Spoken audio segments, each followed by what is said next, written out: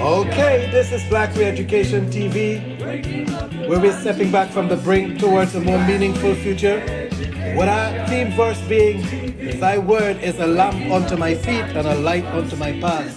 So if your ancestors were scattered via the transatlantic slave trade or the Mohammedan Arabic Islamic slave trade, then you are the children of Almighty Sunini Nanini Samandla, the mighty one of Abraham, Isaac, and Jacob. Oh yes, Black history, the study of the Bible is Black history. And so you're welcome tonight. Welcome to the show. Welcome. Share the link to everyone.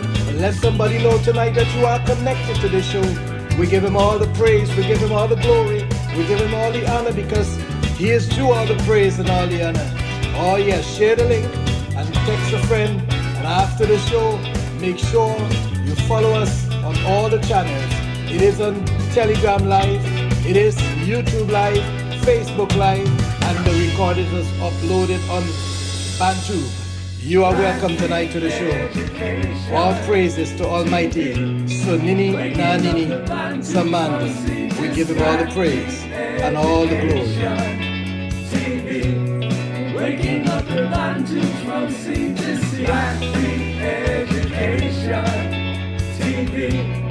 Waking up the Bantu from sea to sea. Black Re-Education TV.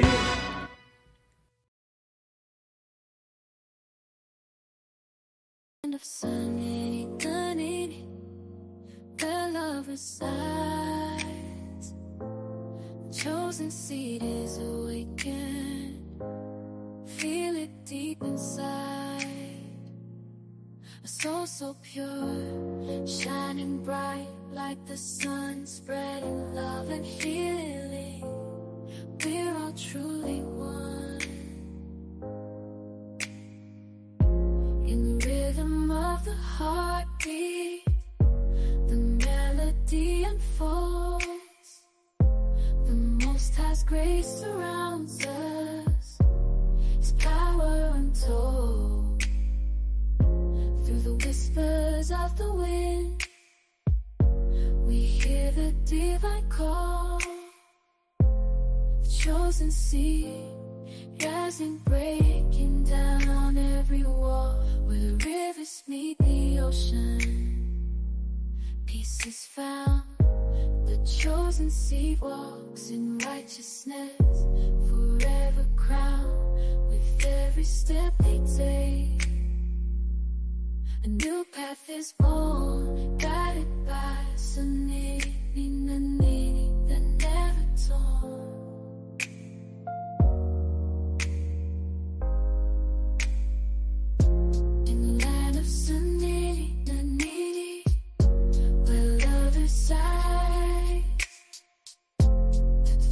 Seed is awakened, feel it deep inside. Soul so pure, shining bright like the sun, spreading love and healing. We're all truly one. In the rhythm of the heartbeat, the melody unfolds. The Most High's grace surrounds us, His power untold. Of the wind, we hear the divine call. The chosen seed is rising, breaking down every wall. Where the rivers meet the ocean, peace is found. In the land of Sunini Nanini, where love resides. The chosen seed is awakened, feel it deep inside. Soul so pure, shining bright like the sun, spreading love and healing. We're all truly one. In the rhythm of the heartbeat, the melody unfolds. The Most High's grace surrounds us, His power untold. Of the wind, we hear the divine call. The chosen rising, breaking down every wall where the rivers meet the ocean. Peace is found, the chosen sea is awakened. Feel it deep inside. Soul so pure, shining big, bright like the sun, spreading love and healing.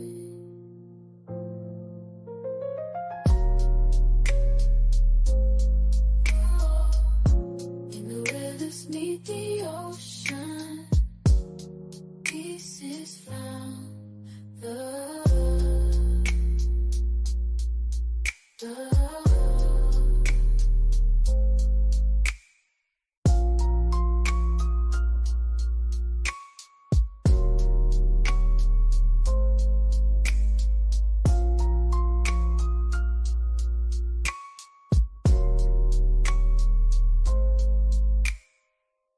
The land of sun and eternity, where love resides. The chosen seed is awakened.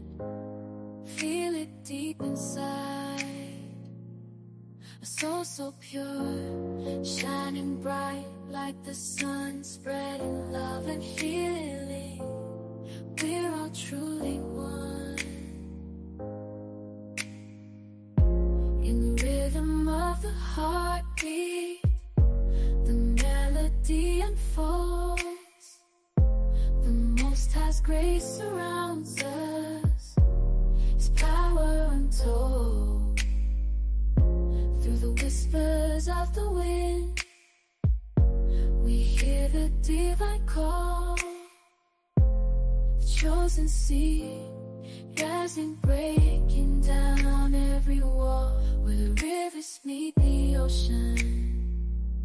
Peace is found, the chosen seed walks in righteousness, forever crowned with every step they take. A new path is born, guided by Sunini, Nanini, the never torn.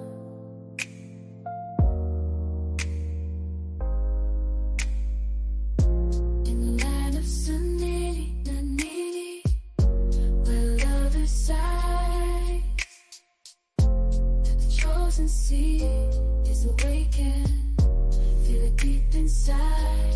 Soul so pure, shining bright like the sun, spreading love and healing.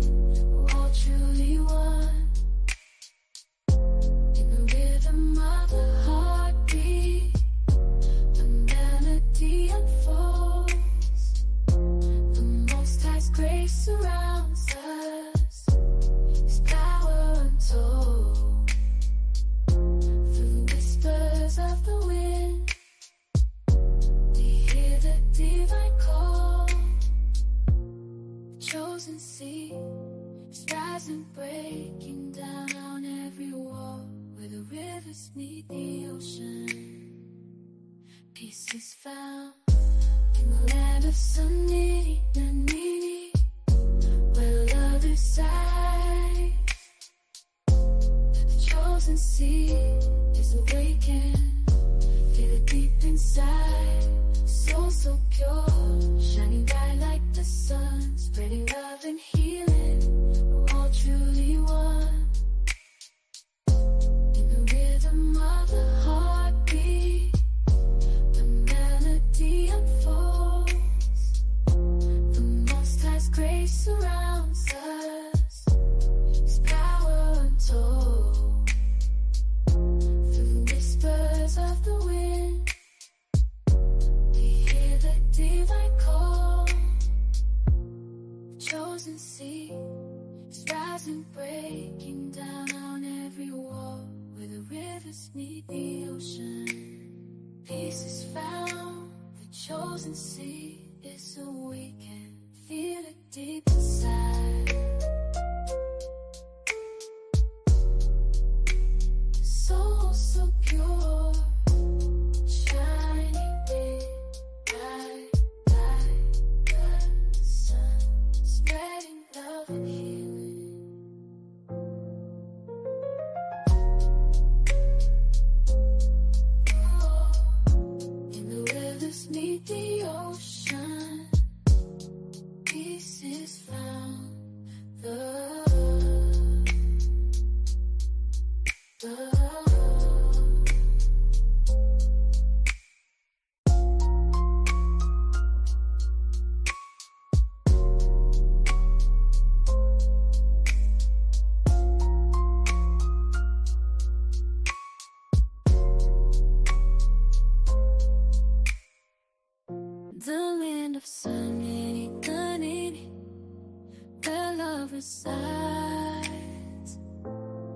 chosen seed is awakened.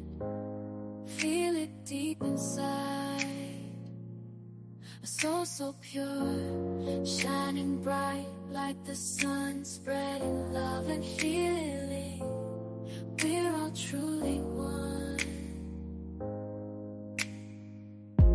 In the rhythm of the heartbeat, the melody unfolds.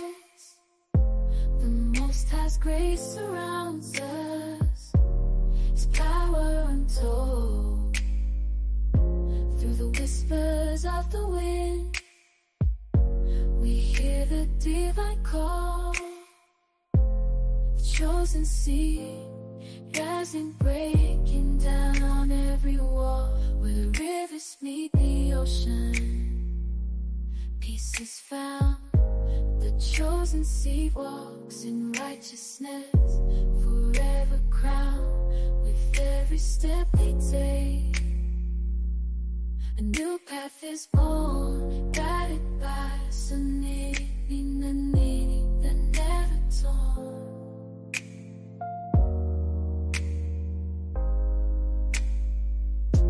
In the land of Sunini, Nanini, where love resides, the chosen seed is awakened. Feel it deep inside, soul so pure, shining bright like the sun, spreading love and healing. We're all truly one. In the rhythm of the heartbeat, the melody unfolds. The Most High's grace surrounds us, His power untold. Through the whispers of the wind, we hear the divine call. The chosen seed is rising, breaking down every wall. Where the rivers meet the ocean, peace is found. In the land of Sunini, Nanini, where love resides, the chosen seed is awakened. Feel it deep inside, soul so pure, shining bright like the sun, spreading love and healing. We're all truly one. In the rhythm of the heartbeat, the melody unfolds. The Most High's grace surrounds us, His power untold. Through the whispers of the wind, we hear the divine call. The chosen seed is rising, breaking down every wall. Where the rivers meet the ocean.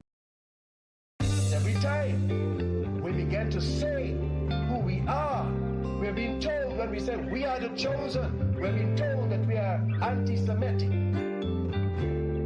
to shut us down. But this time, the long time, this time, the been before time. This is what I have to say, and I think you will agree. There is someone who's been running around, claiming to be you and me. And now it won't be stopped. The awakening is real. And we don't care how you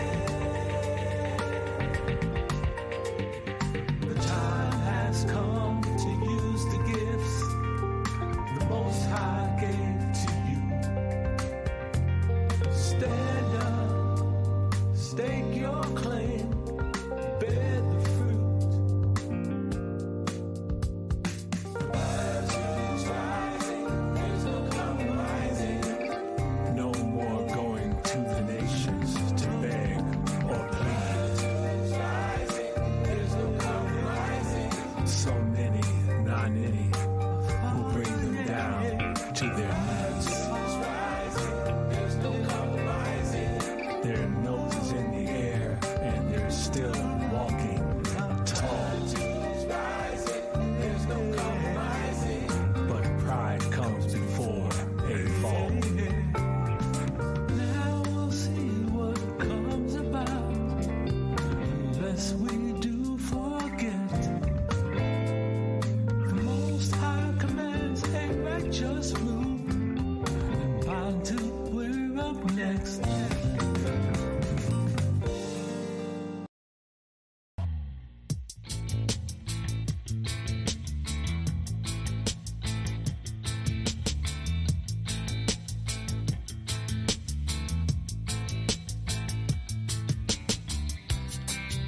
You'll be judged on the doctrine you believe. Every idle word that you say. So as you are evil, help the blind man see, and he will show you mercy. A foolish man will imagine anything. A righteous man will lift his voice and sing to the name of the Most High, King of Kings, Titan Zombie, Archangel, the Holy One, the Bantu Father, the Almighty. Through the years we have tried to get along, but in these streets we're dying. Pretty soon we'll believe in Babylon. Oh, and there'll be no more crying. In just 1 hour, Babylon will fall. Don't fear, my people, keep faith in who you call Elimo, the Most High, King of Kings, Titan Zombie, Archangel, the Holy One, the Bantu Father, the Almighty. I am that I am. I am. I am. I am that I am. I am. I'm shining bright. Come to the light. Yeah, man. Leviticus 26:7-8. And you shall chase your enemies, and they shall fall before you by the sword. And 5 of you shall chase 100, and 100 of you shall put 10,000 to flight. And your enemies shall fall before you by the sword. In just 1 hour, Babylon will fall. Don't fear, my people, keep faith in who you call Elimo, the Most High, King of Kings, Titan Zombie, Archangel, the Holy One, the Bantu Father, the Almighty. Call Elimo, the Most High, King of Kings, Titan Zombie, Modimo, Moawe, Shinike, ancient of days. I am that I am. I am. I am. I am that I am.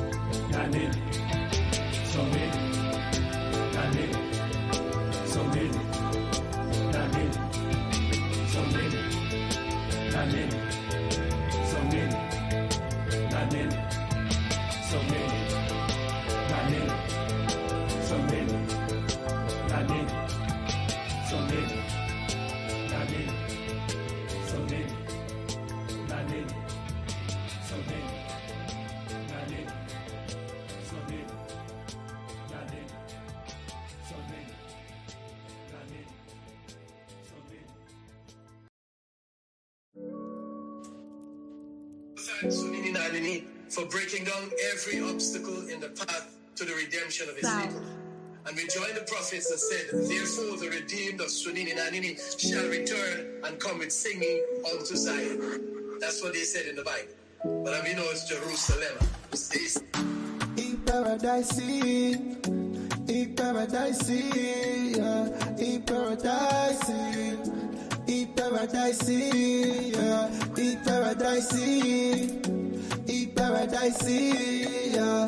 paradise, paradise, ingefuna ukuya Jerusalem, Jerusalem, Jerusalem, ingefuna ukuya Jerusalem, Jerusalem, Jerusalem.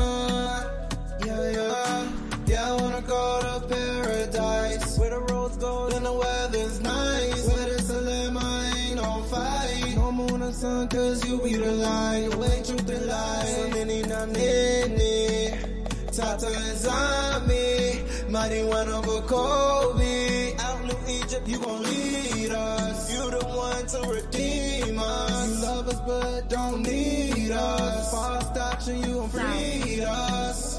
Yeah, I can hear the shaking of the bones. All cause the one on the throne. A Kobe, yeah, we go home. So then please take us home. Eat paradise, eat paradise, yeah.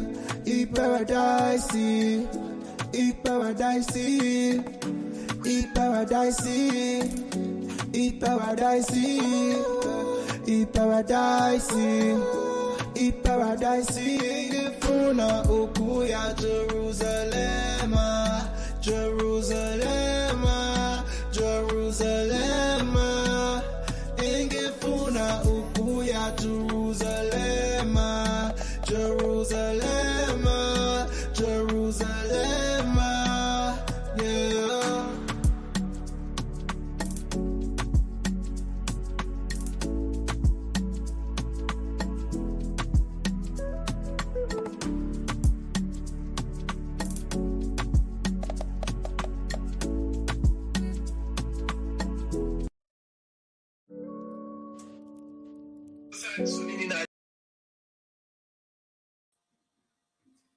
Okay, greetings tonight once more.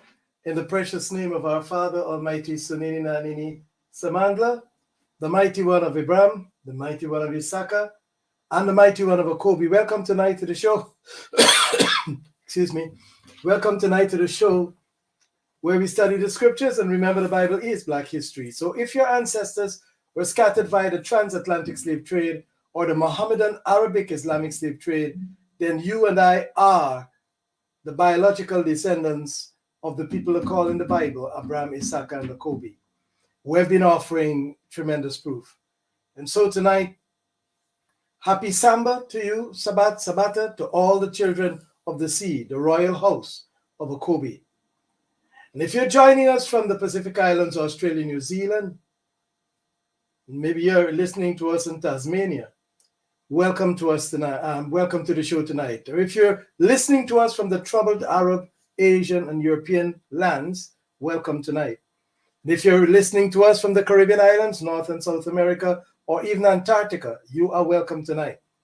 But if you're listening to us from the most precious real estate on the earth, Al-Kebulan, Azania, so-called Africa, which is the Holy Land, welcome tonight.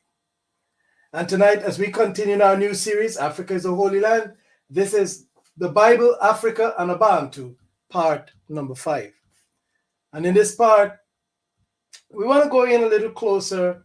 And, I was asking myself today, why did they change the name of that place from South Africa? And, whenever the nations get involved in a process like the one we're talking about, where names are being changed, it is because they're hiding something. So they change Okobi to Israel. Well, actually, they got you accustomed to the English version of it. We all said Jacob, even though they know that it's not Jacob. Drop the J and you'll get Okobi. That's how you'll pronounce it. Of course, it's a Yoruba word meaning firstborn. And they change his name, and then everybody else that tried to connect with him, his DNA, his biological descendants, many of them began to call themselves, according to the religions of the world, Hebrew Israelites. We all went down the road. I went down that road. Because I say, if those people are the people, then I am the people. And that was the history of that is a very young age. When I was in the Assemblies of God Bible School, I began to question who those people are in the land. So when you grow, you say, no, we are those people. But because they changed his name from Okobi to Jacob, I'm sorry, not to Jacob, to Israel, right? You know the version, if you're Christianity, you know from Jacob to Israel, right? But his Bantu name was Okobi, and it gets changed to Israel. So now the next fitting thing for you to say to yourself, then I'm Israel. But it cannot be so simplistic that you're following the other nations. And with all of these changes that we see occurring, the insertion of words like Hebrew and so on, and even Israelite and even Jews, you begin to ask yourself, what else has changed? And so when I began to look, and I've just been looking for a while, when I began to look at South Africa, there was a name in the Bible that it was known as, but they forego that name and give it what we call a generic name. We've seen on throughout the scriptures when the Hebrew Israelites, the children of the Levant, when they want to change, when they did it in the Hebrew language, they generally use the genetic H as a genetic modifier, the H for the Hebrew language. They use it as a genetic modifier of words, all right? So salam has no H. That's the word that means peace. In Swahili, it's going to say salama. In Arabic, you might sound the same, as-salam, all right? Now, but there's no H. But in the Hebrew, you'll get shalom from the same salam by them inserting deliberately. And when people do deliberate things like that, you have to check out, because they're not fearful of inserting that into the word and still keep the meaning peace. And so when I was looking at South Africa, I'm saying, why? And you might wonder why I'm at South Africa, because when something significant is happening in a location that is biblical, we need to take notice. Especially when in the last days, when we all had the confusion in our minds that Israel is the Holy Land, we saw a demonstration of what is not holy in Gaza.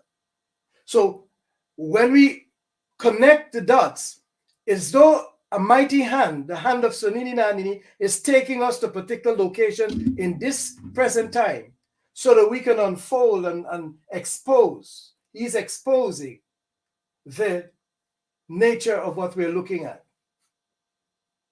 When we saw the change taking place in West Africa, where Europeans are calling coup, because the young men are rising up and taking possession of their countries, even at the age of 34, right, and becoming presidents, then the question is, let's examine what's happening there. And then we see the irony that Ibrahim, which is Arabic for Abraham, has taken over a space known as Burkina Faso, which means literally the father's house or the fatherland. Now that's not without significance, even though it was put there by Thomas Sankara somewhere around 1984, I think it's somewhere there. The significance of that name, when we connect it with the father of Abraham, Terah, it's right on the backside of Burkina Faso that the nations draw a boundary separating Niger from Burkina Faso. So it's interesting that an irony that Ibrahim is coming to rule instead of Abraham, and is doing and saying the same things that Abraham would have been saying. It's a fatherland or death. It doesn't worth living if it's not the fight for the fatherland. So grandfather Terah lived in Namri, like I said, on the back of Burkina Faso when the borders have been drawn by Europeans. And so these subtle changes that we see taking place in the open, we should take notice of. And one of these changes, we all say South Africa, is the same thing we see with African American, two continents, Africa and Americans, just signifying that they came from there and they went to there. South Africa. We're going to look a little bit about what's happening in South Africa. South Africa is hiding the biblical location of Hebron. We did a study on Hebron, which is Gaborone, which turns out to be the capital of Botswana. So and what you see with some of these words, it was over a large area, and then it begins to become restricted to a particular place, like Gaborone or Gaborone, as the people would say in the Bible, is Hebron or Gaborone. It stretches from the north way up to South Africa to Cape Town. I often show you a weather station that monitors and tells you that in Hebron tonight, and they're speaking of South Africa, they're speaking about just above Pretoria, what we will call North Hebron, Botswana, North Hebron, and then South Hebron, and then West Hebron, and East Hebron. Now, what is happening there is generations ago, this place had a different name. And to change the history and the identity of people, Europeans spend a lot of time fabricating, twisting, plagiarizing history. And so today, when we think of Hebron, we're thinking about some fake place in the Levant. We're thinking about the place where Kitchener and Conde and the others fabricated biblical locations from Sub-Saharan and put them into that northern hemisphere, from the southern hemisphere. And the word Botswana, South Africa, you know, like Egypt is Egypt in the Bible. You know, Egypt is still Egypt in the Bible. But the place that Abraham came to south of Egypt, which is deep into the continent, way over to Mamre in Cape Town, suddenly becomes South Africa. So that you can never connect the biblical or the Bantu scroll location of Hebron with South Africa easily. In other words, they're dislocating, they're disconnecting a people from their land. Like I always say, when you want to talk about land, you must know that when you reverse it, you'll get at least DNA. So land and a people must go together. A people is connected to a land. I know, like they move us around now, and so our ancestors came from Sierra Leone to so-called Sierra Leone. There was not those names back in the day, and we went over to Guyana. So now we say we're Guyanese. Generations down the line, we'll all say we are Guyanese. So you will forget the history of your origin. And that's what Europe has worked out. If they remove this history, over time, they never teach it in their schools, so it's never rehashed. You get World War I and World War II and now World War III. You'll get that in your history, so you remember the British Empire and what happened in European history. But you don't get to know that British Guyana was called British Ghana. British Ghana, where they moved the people from the location on the continent into that space, and they put a name. And then when you look at the Ghanaian Empire back in the day, it was larger than it was before, you see? And so those people that were moved went into part British Guyana, and the ones moved by the French went into French Guyana, and the ones moved by the Dutch went into Dutch Guyana. But Britain moved them to British Ghana. I was watching that on the map. I said, this is interesting. And so you've got to go all around to piece these things together. One of the sad things I was reading about today was what Britain, this Pacific, not all the Europeans, Britain in particular, did to the people in Tasmania. You see, then the word genocide was not known. What you're seeing in the Levant is a particular pattern of European behavior. It's a genociding people. They genocide people. Throughout history, the history of the European people is one when it comes into contact with other people, it behaves like the RH negative blood, which seeks to treat any intrusion as a virus and then go after it. And so they really destroyed the Tasmanian people. They brought the population down to nearly zero. They did the same thing with the so-called American Indians. They did it so-called with the Carib and the Arawaks in the Americas. Wherever they've gone, they have murdered people. The last attempt at a unified murdering of people is what we saw recently here in 2020.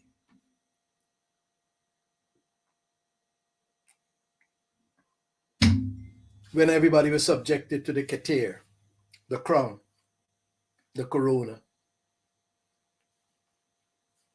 And you have to look, the message that they tell is in the names that they give to these things as well. So South Africa needs to be looked at very closely.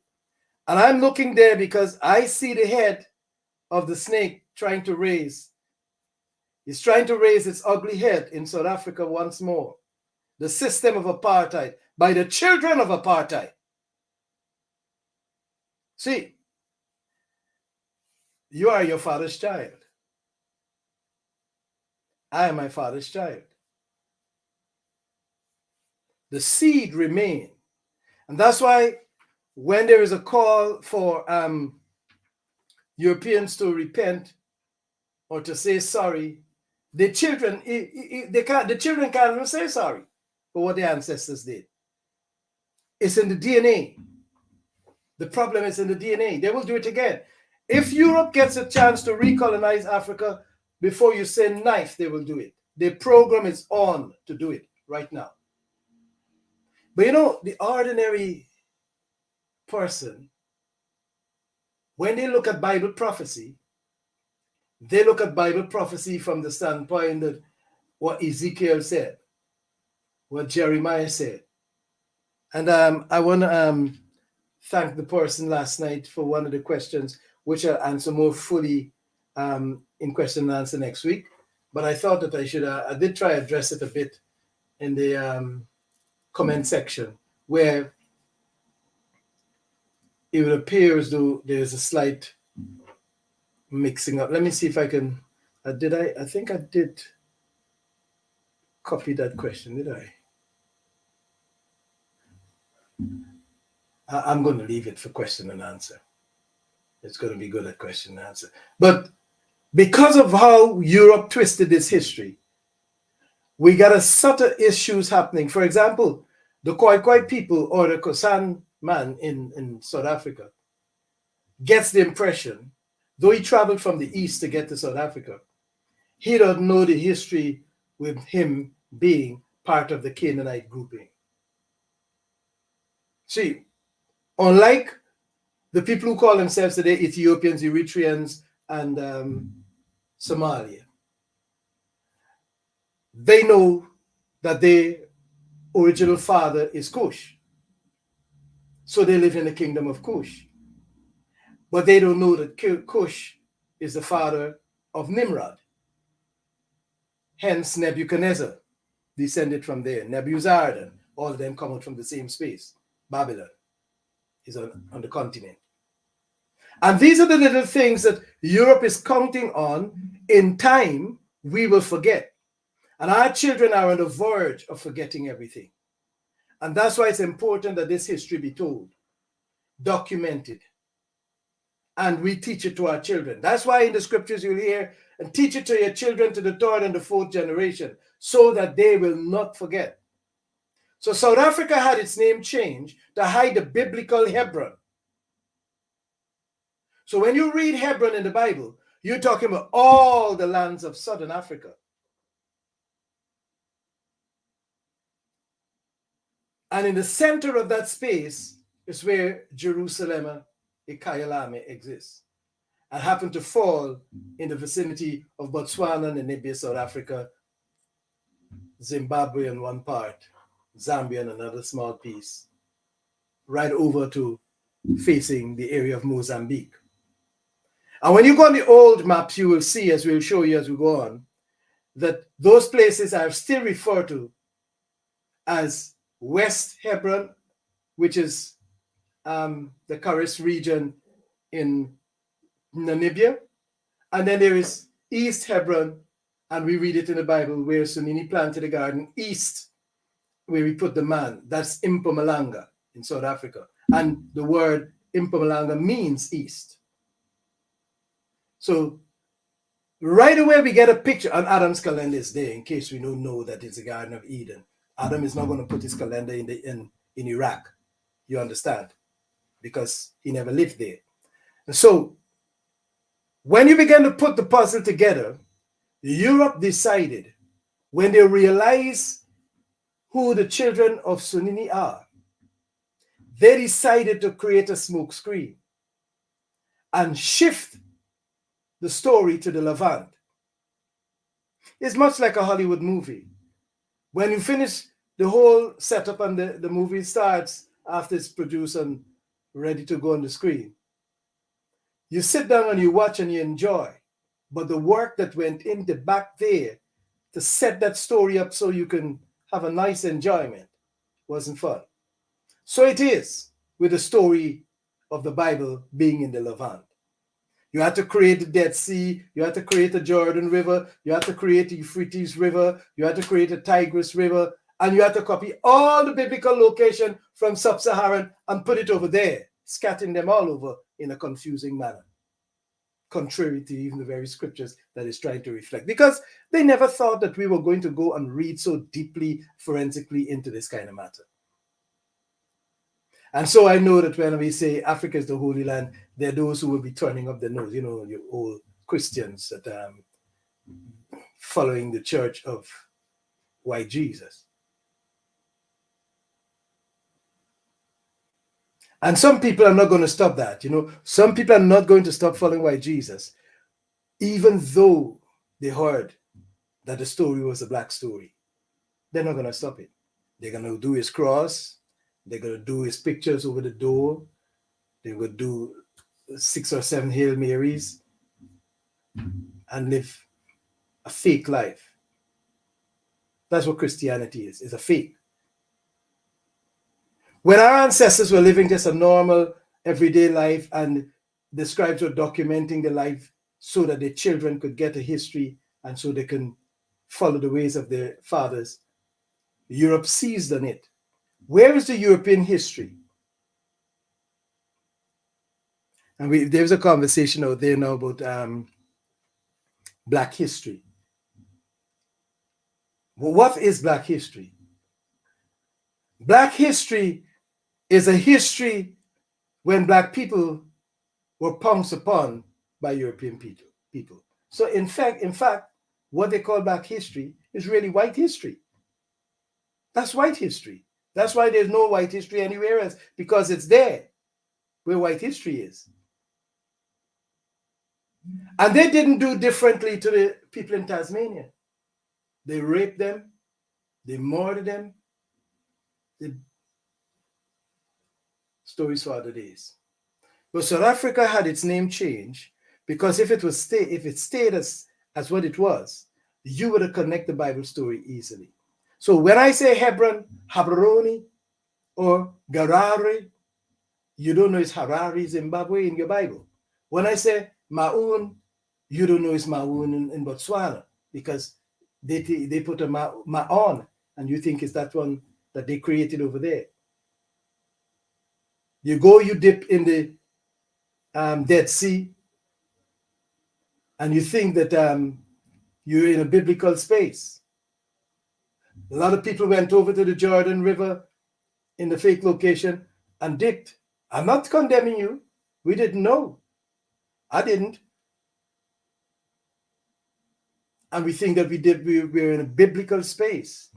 Some people went over to see the 7 stations of the cross in the Levant. But Jesus never existed. It was Tony Evans that was teaching and wrote about the historicity of Christ. Nonsense. And these are the things that we were subjected to innocently because we thought that what we were reading is true. I'm going to be reading a few things tonight.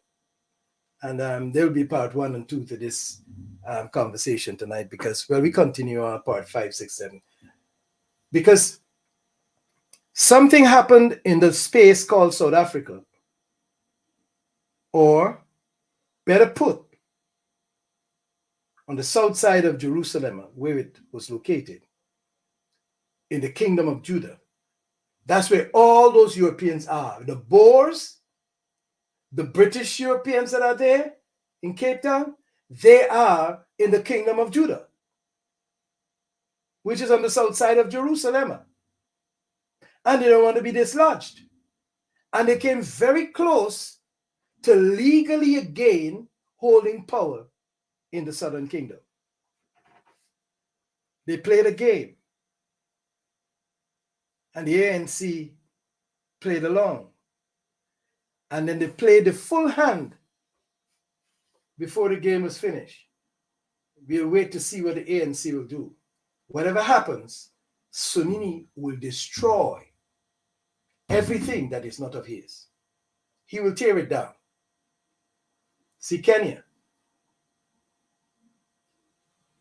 Kenya's parliament want to go in recess so they can give time for the place to cool off. That's the game they're playing. Instead of face the music. It's not going to go away. There is something that is being done in the earth in Africa. Sunini has begun to purge the land.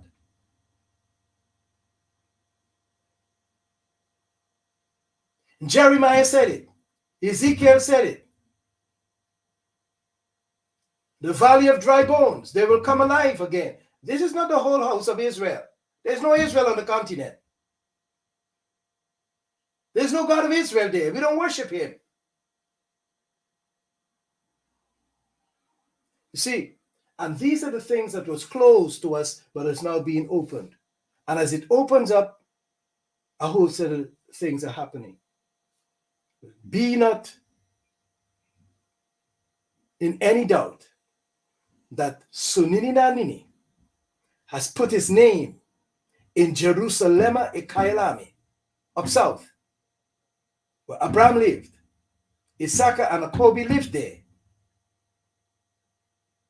And I began to show you in this part of the series that living there was not just the children of Jacob. You also had the Amorites, the Girgashites, the Perizzites, the Jebusites, which is part of the Canaanite people. And they still live there today. And they did not go into captivity. They suffered from colonization, but they were not the ones picked up and put in the transatlantic slave trade.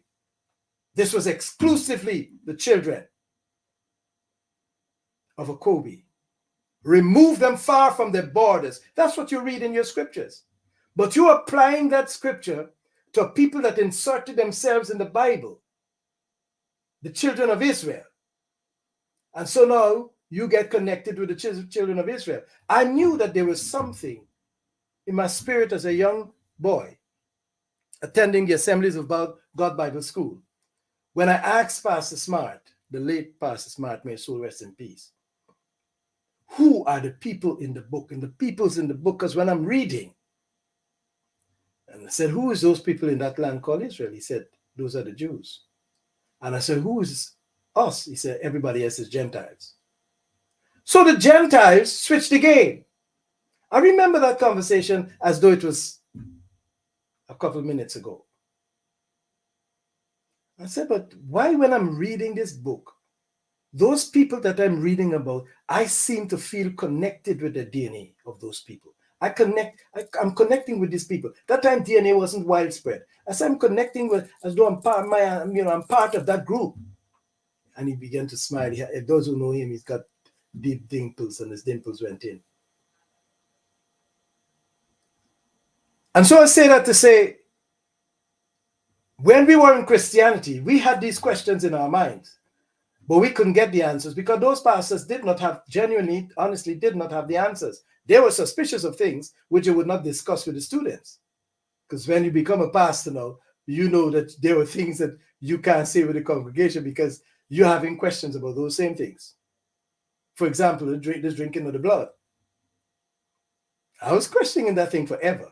And so these changes the nations did, and we got connected or caught up in these changes. And in so doing, we voluntarily, by conversion, removed ourselves from Sunini Nanini. And it's now that we're coming back to him.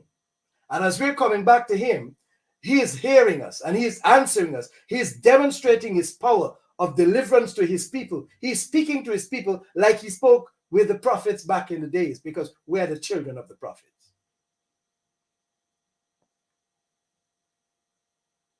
So when they changed South Africa, they changed the identity of the major biblical location, the kingdom of Judah. Judah was the kingdom on the south side of Jerusalem. Ekayalami. Bethlehem is there.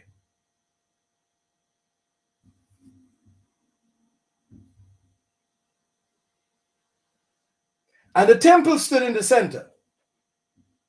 That big city, it wasn't small like they're trying to fit it on that little place by the mosque, the Arab mosque. There can be no evidence in the scriptures for such an event. And you know what the scripture spoke extensively of Jerusalem. Let me start off the conversation tonight by having us go to the scripture reading. And we're going to read a little bit about Hebron. We're going to read a couple of verses about Hebron. Because that whole place, Habroni, Gabron. See, the Roni at the end is what give it away. Europeans can't pronounce it like that. And if today you ask them the capital of Botswana, they'll tell you Gaborone, right? But when you live in the city and you live in the villages and you live among the people, you will understand why they say what they say. They have got the correct pronunciation of the word. Because the last four letters, R-O-N-E, Roni, Habaroni. I'm saying it in English so you get it, but they will roll the tongue. Habaroni. Right. Now, Hebron is Habaroni. And Abram lived there.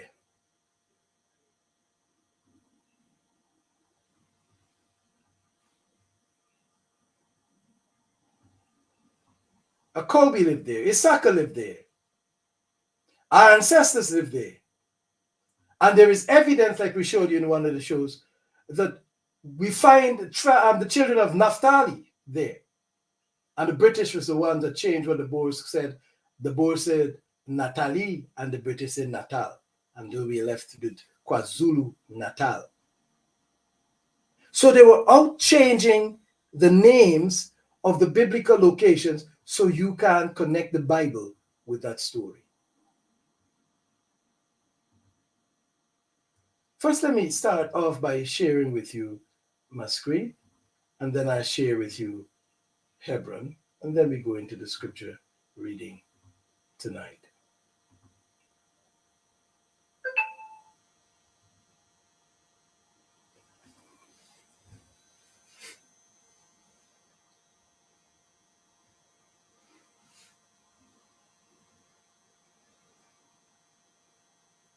So,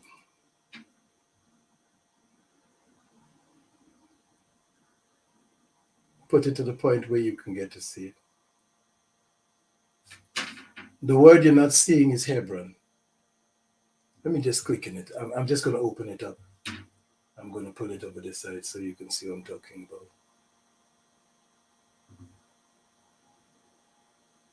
So you see there, Hebron.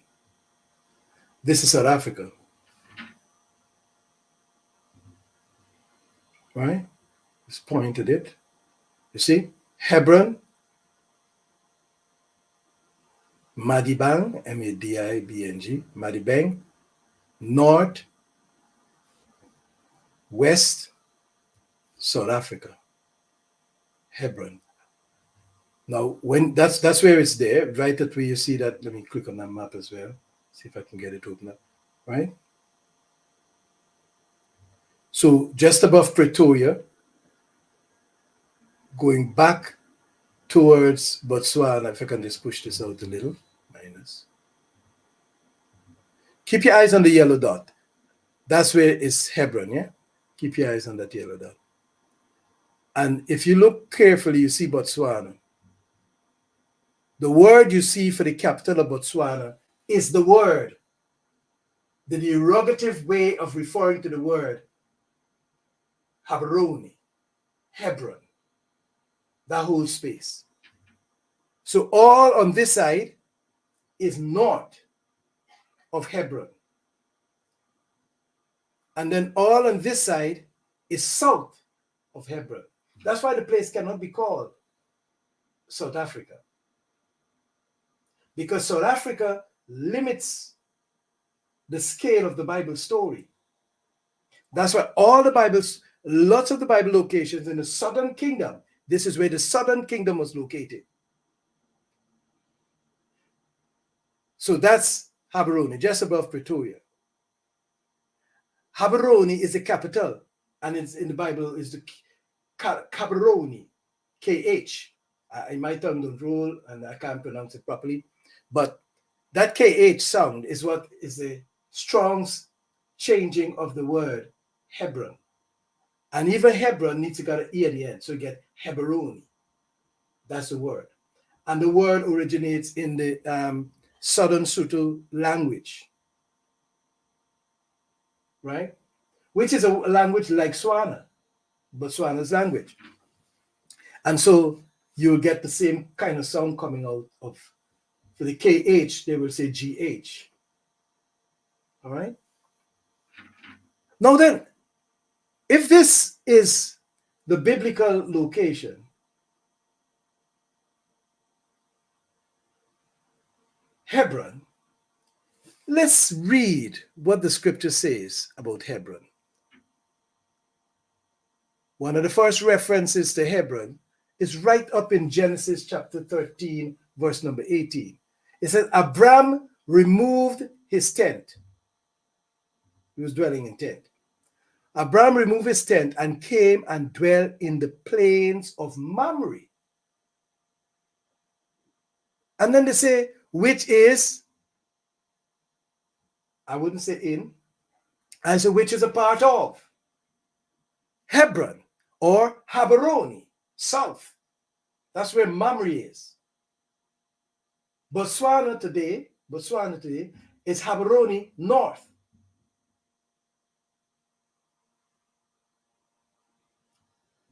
Mpumalanga is Habaroni, east.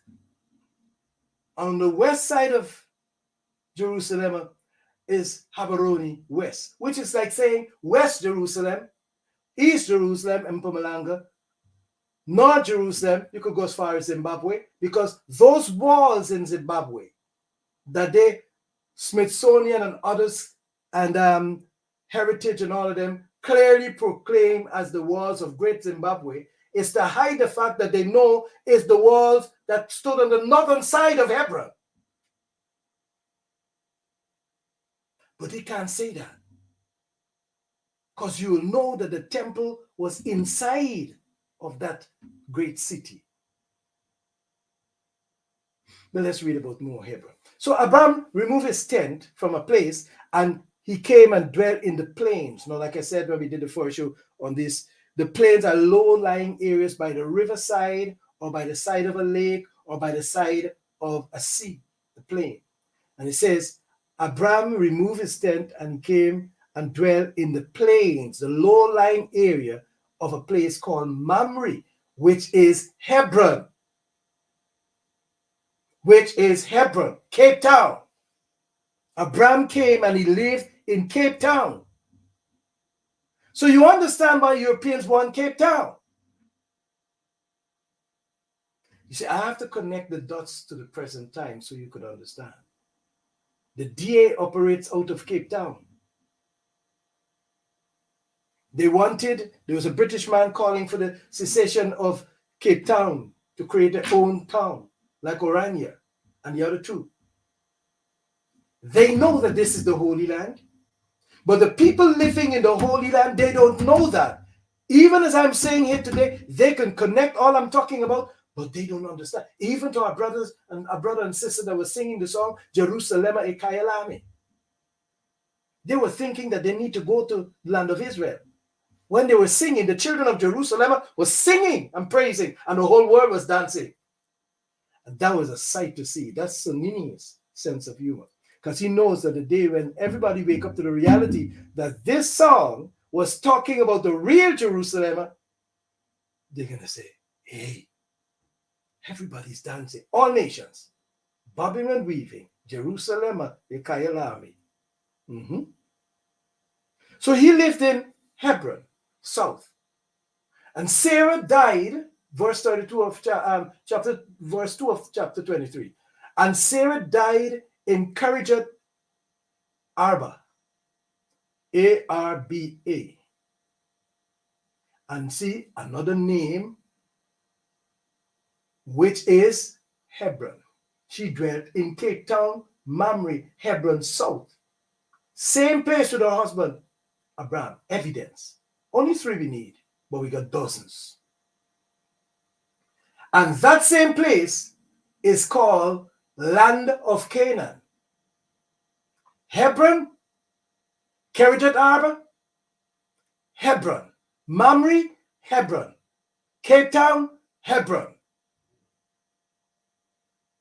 Now, when the world wake up to this reality, they will hate what they have done to black and brown people. And there will be no place for those who cause it to happen to hide. Where are you going to hide? You're going to run to the rocks? You that changed the course of history and lied about locations and who the black and brown people are on the earth? And that's not race. It's just a reality. We can't change the color of our skin. We don't want to. I mean, some people are trying. Kirjath Arba, A-R-B-A, Ariba. Now you watch, that word is going to appear again, and you're going to see the genetic modifier inserted into that very word. When your eyes become like mine, and those in the scribe group and others that are viewing this information now, Your eyes will flash very quickly onto this thing. See the H in Hebron. You could even drop the H. And you notice, let me say this, and this is being very respectful, that when Jamaicans speak, they drop the H. Maybe the H is not a word what we should be pronouncing. Somebody said one time. Maybe we're not supposed to be pronouncing the H. And sometimes I think I drop the H unknowingly, but I was trained to speak English, you see. So I would say Hebron, E-B-R-O-N. It's the same Hebron. The H is silent in the case. But the Hebrew language inserted certain letters, especially the H, as a genetic modifier. That's story for the days. So she died in Kirjat Arba. The same is Hebron. The same is the land of Canaan. How did the land of Canaan get onto the Mediterranean Sea when it is on the Atlantic or the African Ocean? No, even to that we have troubles with. That was called the Ethiopian Ocean before. And then now we got a place they call in the Indian Ocean. But India is nowhere so near to that place. It's that ocean is closer to Africa. But it's not called the African Ocean. Now, this is what Europe has done with history and the perception of the supremacy that they want to, and the minority feeling that they want to create. And we played into the game. So, Kirjat Arba is Hebron, is the land of Canaan. Abraham lived there. Sarah lived there. She died and she was buried in a particular cave. And there's only one of those, as my understanding goes. And that cave is still in Mamre today. And it's permanently closed. We did the show showing it is permanently closed now because they took the burial place of Abraham, Isaac, and Jacob, and they made it into a pub, into a club, into a resort, into an amusement park. That's what Europe is doing in the Holy Land. They're desecrating it. I saw one of them eating the zebra as well. Anyhow, let's go on. Chapter 23, verse 19 says, and after this, Abraham buried Sarah, his wife, in the cave of the field in Machpelah before Mamre. That's on the east of Mamre, that is. The same is Mamre, Hebron, in the land of Canaan. You see that? So in those 4 verses, or 3 verses, we have connected the entire story that Europe lied about and tell you and I that Israel is the Holy Land. Abraham lived in the Holy Land. He came from West Africa up south into the Holy Land. He went down to Egypt, and then when he left Egypt, he returned to the Holy Land. And in that land, Canaan's land, the Canaanites are there, descendants of the children of Japheth that came from East Africa. Let's read on some more about Hebron. Genesis 35:27 says, and Jacob came unto Issachar, that's his father. So Jacob, son of Abraham, grandson of Abraham, come to his father Issachar, son of Abraham, unto Mamre, unto the city of the Araba, A-R-B-A, Arba, A-R-B-A. Now watch the word in verse number 23. Verse number 23, if I can highlight it.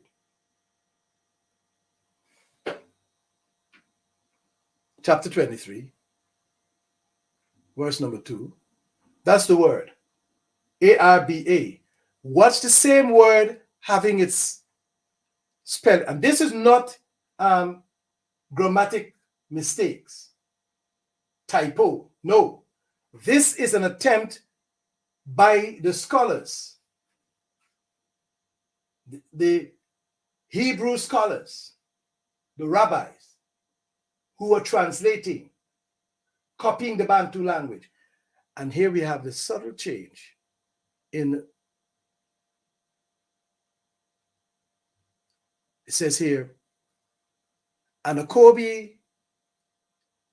came to his father, Issachar, unto Mamre, unto the city, and look, like I said to you, the Araba. Just getting those words. Arba, and up there, Kerrijat, Arba, Arbah. You see? So you would think it's a different place because that's what they've been doing. They've been changing these things, but the same place, she's in the same place. As Kobe and Issachar, they are in the same space. They've come to their father, and Kobe, came unto Issachar, his father, unto Mamre, that's the big house of Abraham, unto the city of Arab, of the Araba, or Kerrijat Arba, same place, which is South Hebron, where Abraham and Issachar sojourned. You see, connecting the dots. Verse number 14 of chapter 37. It says, and he said unto him, go, I pray thee, see whether it be well with thy brethren. This is Jacob sending out, I think it's Joseph. See if it be well with thy brethren and with the flock, and bring me word again. So he sent him, that's a Joseph, out of the valley of Hebron, and he came to Shechem. So Shechem in Namibia, he's coming there to visit his brothers who are looking after the sheep. So he's coming from the valley of Hebron, and he's going to go to Shechem, and he's going to stay there because it's a long journey. See, and you can tell that the writers are writing a story that was given to them, or they took by force possession of, and is modifying it with the time in which they were living. Hallelujah. Let's go on. Chapter 6 of Exodus, verse 18. And the son of Kohath is Amram, and he called the names, and one of them is Hebron. Now, what you need to note as well is that there's several people that will carry that same name, because that's how Bantu names are, or naming back in those days. It's a name that comes down in the family. So this could well be. All right. I want to pause there because I want to take us, because generations after, you will come to the book of Joshua, because Abraham is gone, Issachar is gone, Jacob is gone.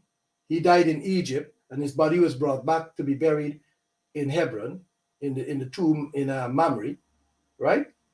And so that's like 4 generations gone off the scene.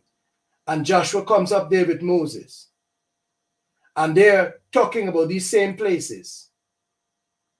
Somebody knew these places and is writing the story together like this. And here we are referring to a king that was in Hebron. So after Abraham, Issachar, and Jacob, and they went into captivity, other people took up the land. They took up the land. They took possession of the land. And that's why when Joshua comes in, he's got to now take back this land. He's got to take back land because that land was given to Abraham, and Abraham's children went down into Egypt. 3 or 4 generations into Egypt. And then the 4th generation coming out of Egypt is coming back to this space. Then you'll understand the prophecy of Genesis chapter 15, which is a twofold prophecy. We'll talk about that another time. Okay, let me share with you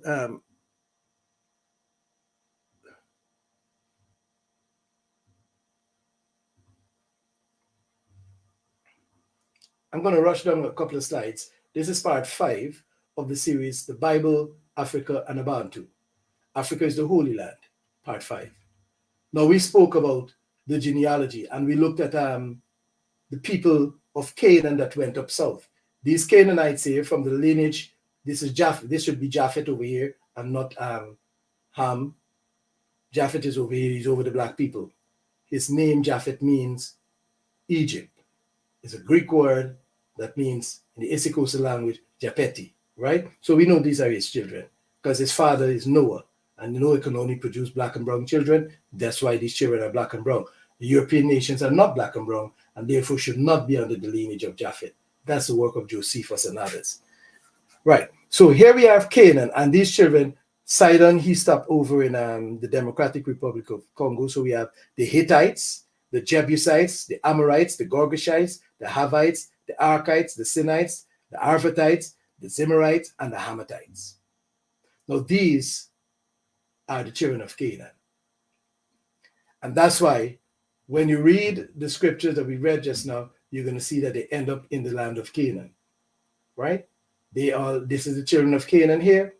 They end up in the, well, you see some new ones as well, the Timurites and all of them inside. But this was the God that the Canaanites worshiped. So those people up south there, they did not know Sunini Nanini. Up until Abraham went there, sent by Sunini Nanini, who welcomed him into the land, appeared to him. This was the God of the Canaanites. They made an idol and they worship it. That's why we are not to do that. All right, let me jump these genealogy because I want to get you into it. So this is what the Hittite looked like today. It might not have looked like that back in the day, but here you have a people that has mingled the DNA somewhat over time. But this is what the Hittite looked like today. He is a Canaanite, right? True and true Canaanite. Of course, he's going to share the same DNA from Noah, like Shem and Japheth, all right? Now, like I said to you back there, Nelson Mandela, you can see the Hittite part in him and the fact that in his lineage, he's also having Bantu lineage. So he's a mixture between Bantu and the Hittite. But see, if you don't know these are the Hittite, you'll think it's the Khoi Khoi, as the British call them. So our people get called by the names that the other nations decide to call them. They call them the Khoi Khoi, the San people, and well, there's a mixture of people there, different. In this group, there's a little variety as well. But these are all children of Canaan. All right? And the key of these, they've never changed. They speak with a click. All the children of Canaan spoke with a click. And even though Nelson Mandela is not totally, completely a Hittite, like Uriah, so that's why Uriah was a Hittite. You remember Uriah the Hittite, the 5-star general? He's a Hittite. This is who he was. And that's why he was in the army of David, because he knew the terrain. But Abraham has come down to live there and learned the terrain. And so 4 generations after, David comes on the scene and he has a 5-star general, Uriah the Hittite. South Africa generations after had its first Kosan or Hittite president, mixed Hittite and Bantu. And Europe knows that. But these people don't know that. I mean, some of them, I think some people know, because one man was saying that Nelson Mandela was fully Kosan. Well, it's Hittite, half Bantu.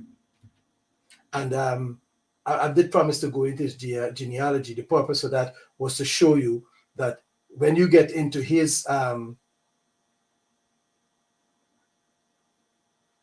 mother's lineage and his father's lineage, then you get to see where the Khoi or San blood came from as against the Bantu blood.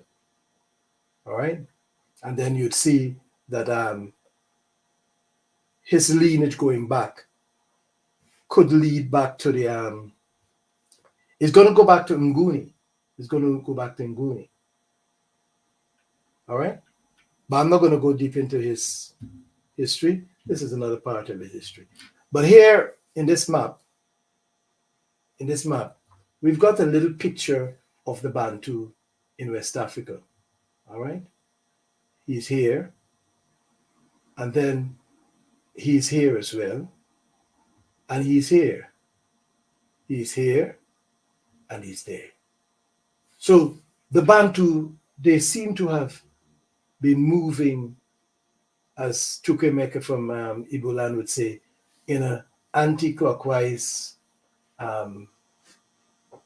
migration pattern. Anti-clockwise, they move. And I guess it's dependent on the season. What I have here is some complex details about the genealogies, which I don't intend to go into. I'm not a specialist in that. I keep the genealogy as simple as this. So this lady that we're watching at, she has chosen to put her DNA up there so people can see that she's 61% African and 36% European. All right. And then you get the breakdown of where. And one of the breakdown you have the African southeastern Bantu, right? So central hunter-gatherer as well is going to be Bantu. But this is how it breaks down, and that's where she is. These are some of the varieties. 84%, right? And she has got also southeastern Bantu. That's how the Bantu is mixed up, and the black DNA on the continent is mixed in, right? But it comes down to this is 92% African, and you see the bulk of the DNA goes back there, central, south central hunter gatherer, and then southeastern Bantu as well. So this is the Bantu people. The bulk of the people from the Niger Congo, West Africa, they are the people, the occupants of Sub Saharan Africa properly, the direct biological children of Abraham, Isaka and Jacobi. The mother originated in West Africa. Their grandfather, great-grandfather, Abraham, come from West Africa. These people ain't come from the Levant. This Bible story got nothing to do with Europeans in terms of the biblical heritage of the people in the book. Now this, I put this one here because you need to see it. It's 71% East European West, 12% Ireland, 4% European East, and then 9% of other. That's the European. It's not going to be like this. Because even though some Europeans is hanging here, and that is how it got there, maybe through slavery or whatever, or location, then, but it's a different people. This is a different people. This people and this people is not the same people. We're not doing race. We're separating truth from fiction. And the conversation that all people who came out of Africa is an attempt to suggest that Eve is the mother of all living, which is fictitious.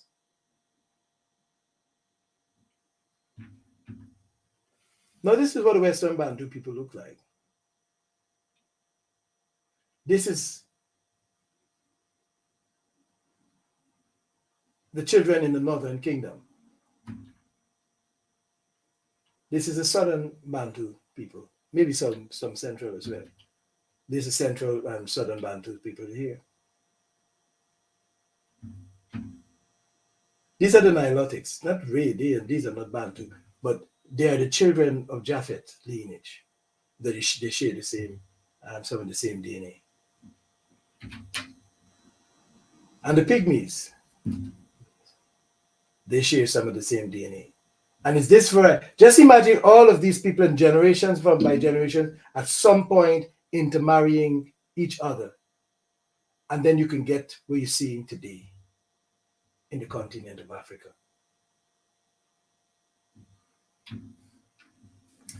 A little bit of South Africa here. It says, the prehistory of South Africa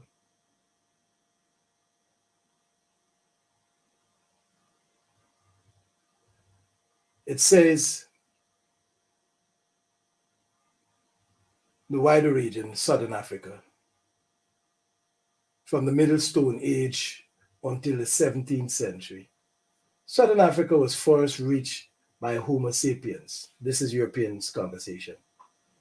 Before 130, remember these years, 130,000 years ago. So Europeans are admitting that that location would have seen the ancient peoples, the ancient black peoples Possibly they say they went back to double it, 260,000 years ago. The region remained in the late Stone Age until the first traces of pastoralism, which is people grazing the flock, were introduced about 2,000 years ago. Now, you keep your eyes on this 2,000 years conversation. When you hear 2,000 years, you know that this is the children of Jesus writing the story.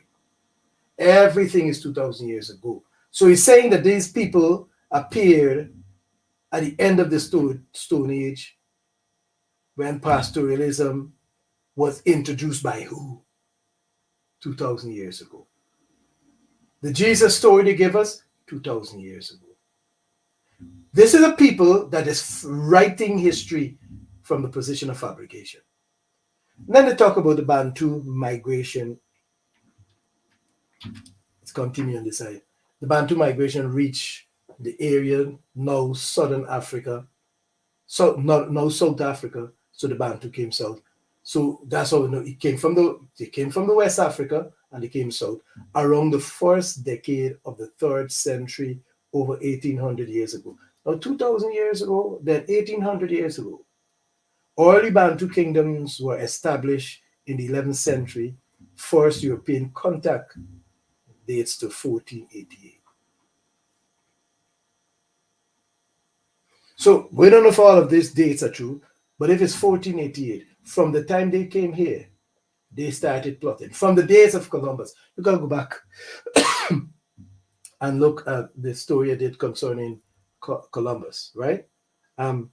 They were planning this slavery. Why is it that Europeans could not have met the people on the continent and they began to have a trading relationship like what they want to do now? Why did they decided they were going to kill those people and take what they have and subject those people so that they can take what they want from them, use them as slaves so they can get rich off of them? Why? That was the first thought.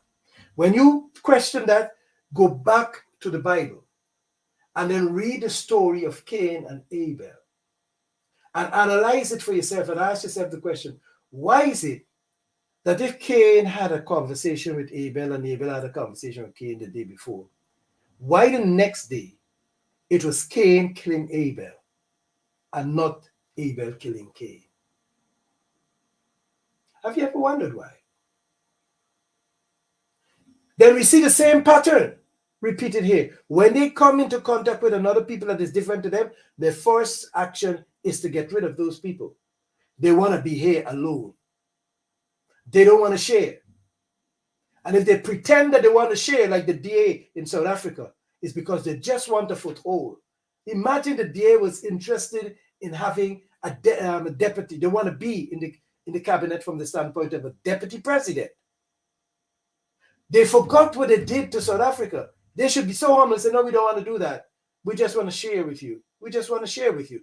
They want to entrench themselves and go in and change what needs to be changed to cement themselves in the Holy Land, because the holy people don't know that it's the Holy Land.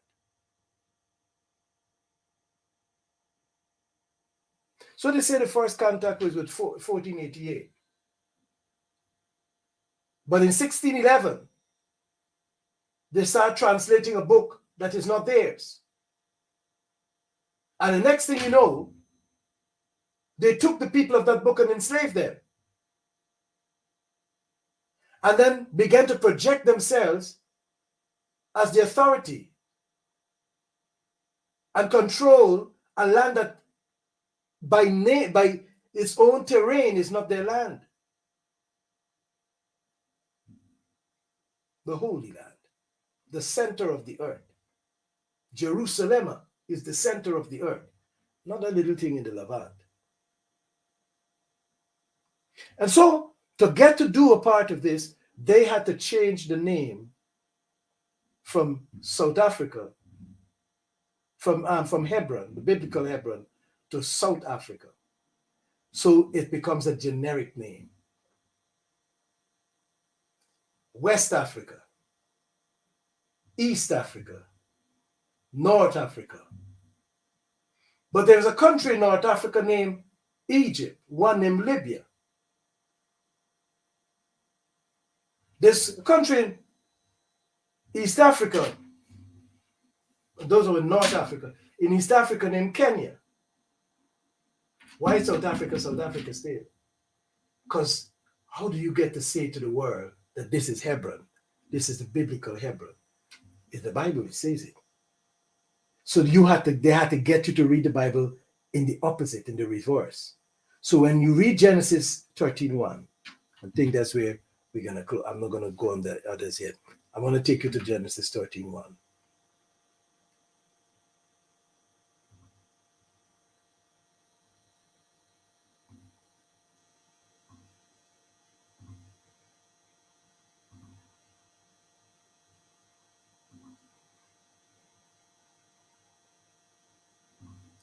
When you read Genesis 13:1 and you read, Abram went up out of Egypt, he and his wife, and all that he had, and Lot with him into the south from Egypt. And you go right down to the bottom of the chapter, you see, and Abram removed his tent and came and dwelt in the plains of Mamre, which is still south, which is Hebron. Then you would know that Abram returned to Hebron, the place he was going before he ended up in Egypt, because there was a famine in Hebron. And he turned around and he went to the north of the continent, where it was better. Now, after he left the north, he came back to the south, where he belonged and was given. And if you know that the whole place is Hebron, but it's now called South Africa, then you'll begin to look at the Bible differently. And hence the readings that I was sharing with you.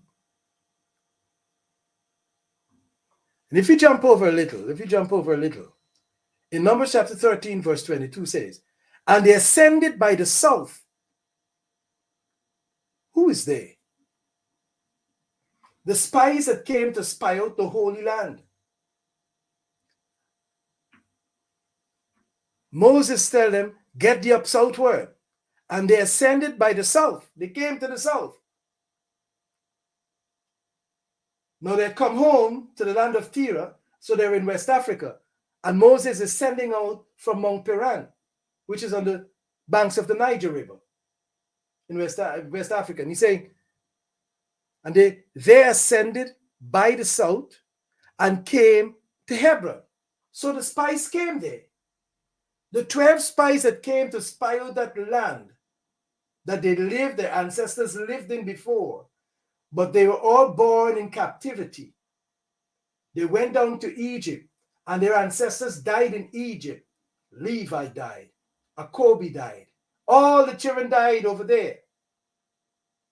And their bones had to be brought back. And so he said, go and see who is occupying this land now. We're not there. We are not there. But the land is still full. Go see.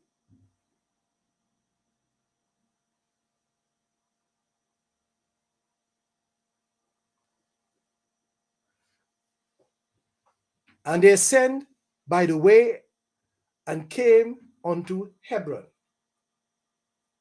where they found these people, and they also found the strange people, the children of Anak, the descendants of giants. When they left the land, giants were left there, invaded the space. Now Hebron was built. Now they're talking about the land that they came to. It's Hebron they came to. They're sent to Hebron. And they say Hebron was built 7 years before Zoan in Egypt. So though Egypt had a population, this place up south had a population too. Let's read some more. Joshua now comes in and brings the people. Moses is dead.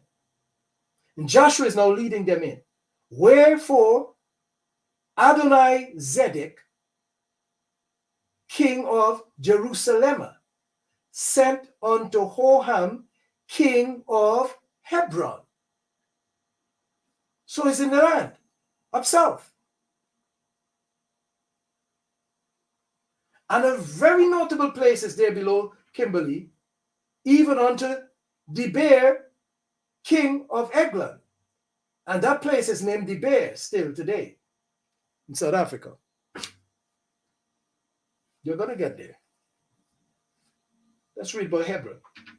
Joshua chapter 10, verse 5. Therefore, the 5 kings of the Amorites, so we know now who was up there.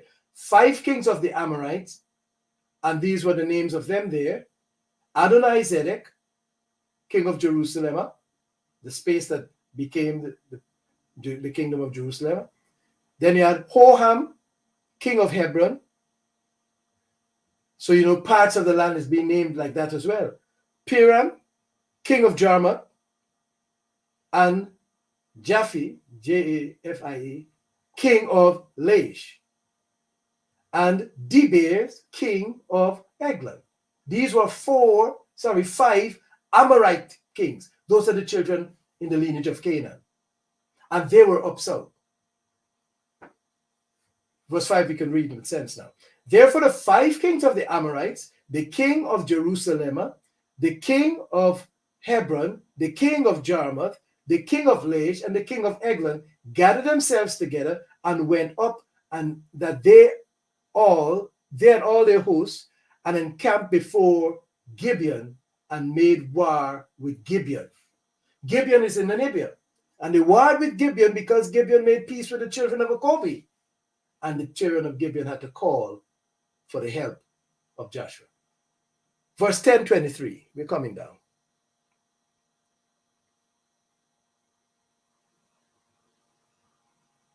Chapter 10, verse 23 of Joshua.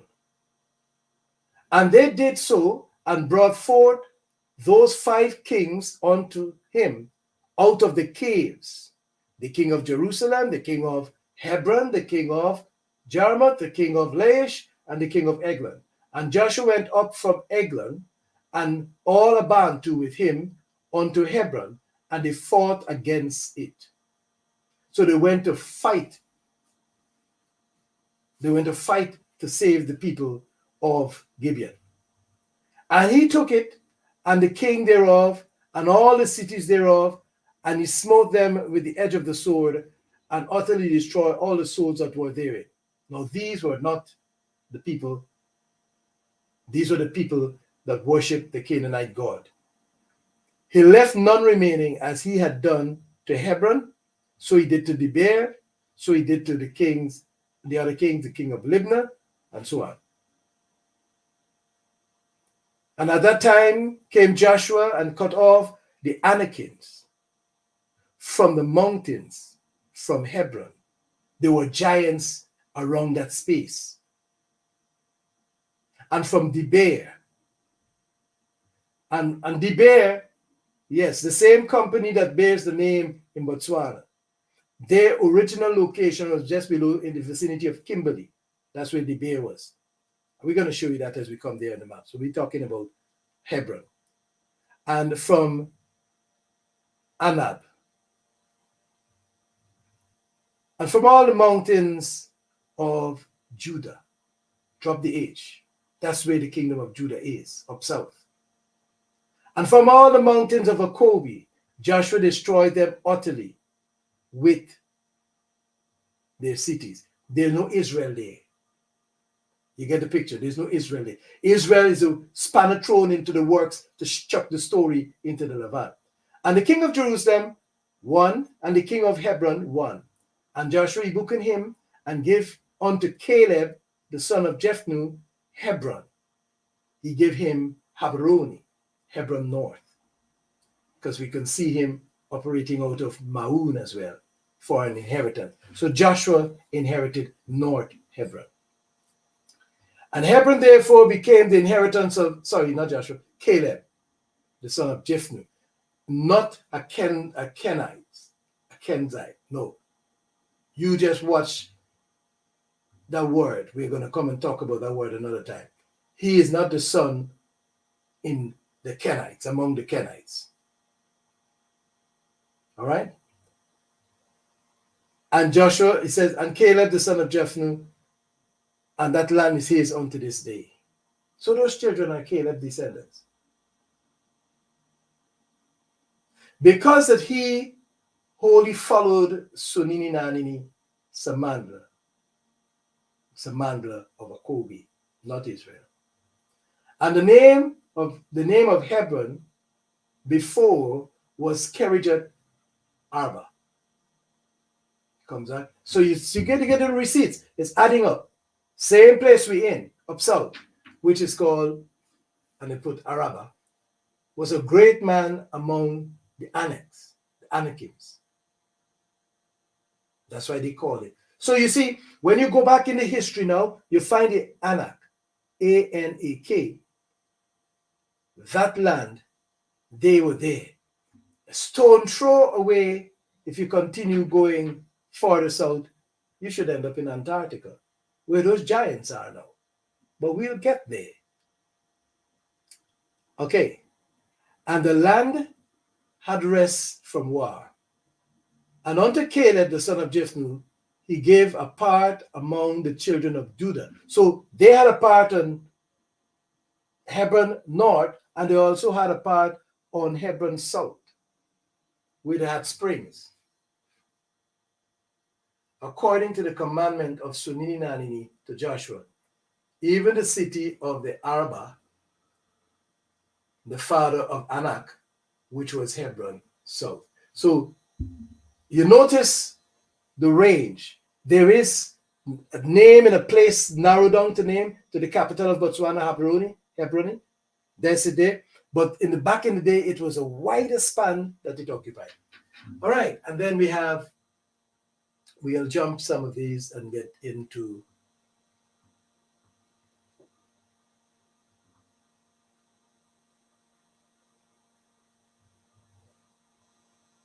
I want to just read a little bit about David. I think I should read it from 1 Samuel chapter 30, verse 31. We're coming down here.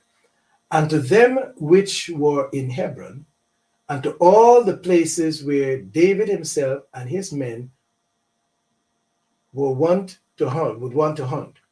And it came to pass after this that David inquired of Sunini Nanini and said, shall I go up into any of the cities of Judah? And Sunini Nanini said unto him, Go up. And David said, where should I go up? And he said unto him, unto Hebron. 2 Samuel chapter 2, verse 3. And his men that were with him did David bring up, every man with his household, and they dwell in the cities of Hebron. It's a big place. And the time that David was king, look at this, king in Hebron. David was king in Hebron over the house of Judah,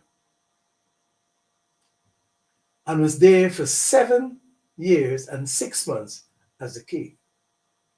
Now, if you jump down here, it says, and unto David were sons born in Hebron. And then they list the names of the sons of David. Hallelujah. So David lived in Hebron, not in Israel. You see the confusion? Not in the Levant among the Arabs. They don't know him. He lived very far away from them. To the other extreme, he lived. So this is a story of the book that we're talking about. Hallelujah. He lived among the Hittites. The 5-star general that run David's army, Uriah,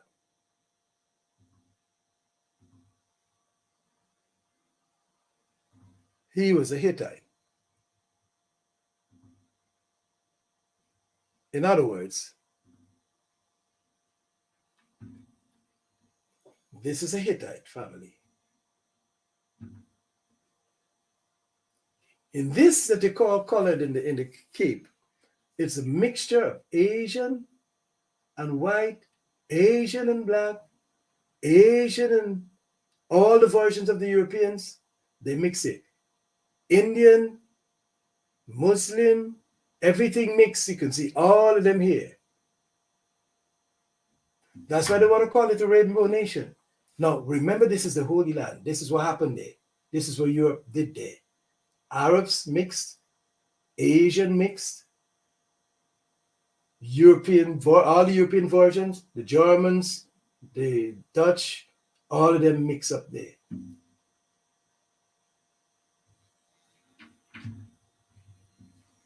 But generally, in closing now, here we closing. The Africans, they are operating outside of Cape Town, city of Abraham. And then some speaking, these are the languages of the people of South Africa, so you get a picture. Then you got the English, they're dotted in between. You see those little yellows, dot, dot, dot, dot, in every space, you'll find a bit of English there, right? Then you got the PD, then this is the orange looking here up there. Polokwane area, Lapalila, all of those places. Socha, which is a language like green here. Northern Socha, social languages here. Then you've got Northern Ndebele. Please don't worry over my pronunciation. Ndebele, Ndebele, right? This is a Southern Ndebele language. This is spoken of. That's in the southern. This is a kind of purplish grayish in there. You can see them in between, scattered between there. Tonga. This is this one here with the yellow around here.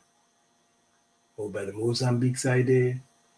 And then you got Swana. They seem to be a large speaking, concentrated in this, on the borders of Gaborone. Right there, Botswana there.